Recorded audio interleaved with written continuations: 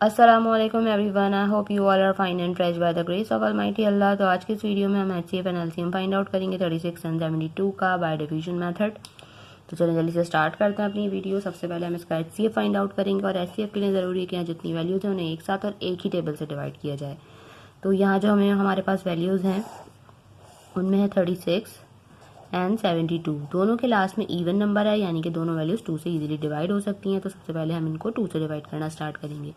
ये बात याद रखिएगा कि दोनों वैल्यूज़ 2 से डिवाइड हो सकती हैं, इसलिए हम इसे 2 से डिवाइड कर रहे हैं। अगर ऐसा होता कि एक वैल्यू 2 से डिवाइड नहीं हो सकती और एक हो सकती तो फिर हम इसे 2 से डिवाइड नहीं करते, बल्कि हम ऐसा टेबल फाइंड आउट करते जिससे दोनों वैल्यूज़ ईजिली डिवाइड हो सकती। तो चलिए डिवाइड करना स्टार्ट करते हैं। 2 के टेबल में 3 नहीं आता तो छोटा नंबर 2 1 पे आता है। 1 रिमाइंडर है, वो चला गया 6 के पास और बन गया 16। टेबल में 16 बिल्कुल आता है 8 पे।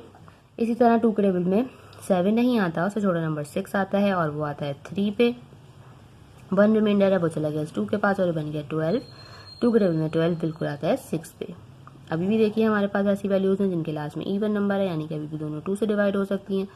2 के टेबल में 18 बिल्कुल आता है 9 पे और 2 के टेबल में 36 आता है 18 पे। यहाँ अभी हमने चेक किया है। अब देखिए इनमें से एक वैल्यू तो अभी भी 2 से डिवाइड हो सकती है, जबकि ये 9 है, 9 और नंबर है, ये वैल्यू 2 से डिवाइड नहीं हो सकती।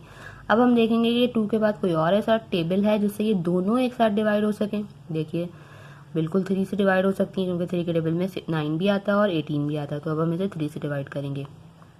3 के टेबल में 9 आता है 3 पे और 3 के टेबल में 18 आता है 6 पे। अब दोबारा से चेक करेंगे कि क्या ये दोनों वैल्यूज अभी भी किसी सेम टेबल से डिवाइड हो सकती हैं। बिल्कुल दोनों अभी भी 3 से डिवाइड हो सकती हैं वैल्यूज। 3 के टेबल में 3 आता है 1 पे और 3 के टेबल में 6 आता है 2 पे। यहाँ आ चुका है हमारे पास 1 एंड 2। अब हम इसे मजीद अगर 1 से डिवाइड करते हैं तो वही आता रहेगा 1 time 1 is 1 and 1 time 2 is 2। उसके अलावा 1 के अलावा तो किसी सेम टेबल में दोनों वैल्यूज़ नहीं आती। 1 से हम इसे डिवाइड नहीं करेंगे।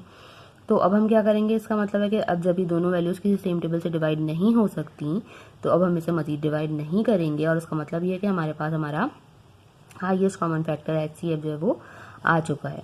जब तक ये सेम टेबल से डिवाइड हो रही थी तब तक हमने इन्हें डिवाइड किया एचसीएफ के लिए, और अब हम इन सबको कर देंगे मल्टीप्लाई एचसीएफ फाइंड आउट करने के लिए।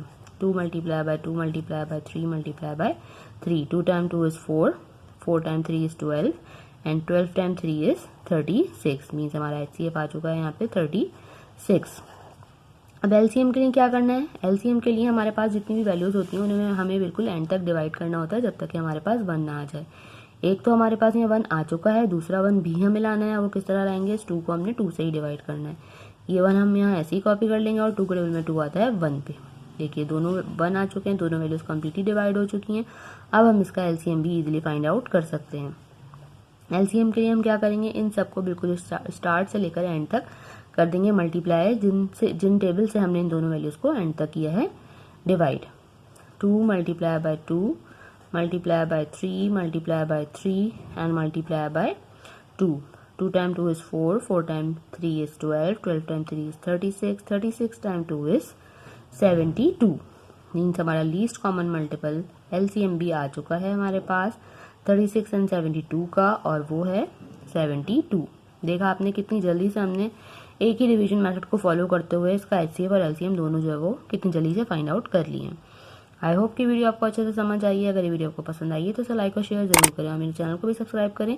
इंशाल्लाह बहुत जल्द मिलती हूँ आप सभी नेक्स्ट वीडियो में। अपना बहुत ख्याल रखिएगा। अल्लाह हाफिज़।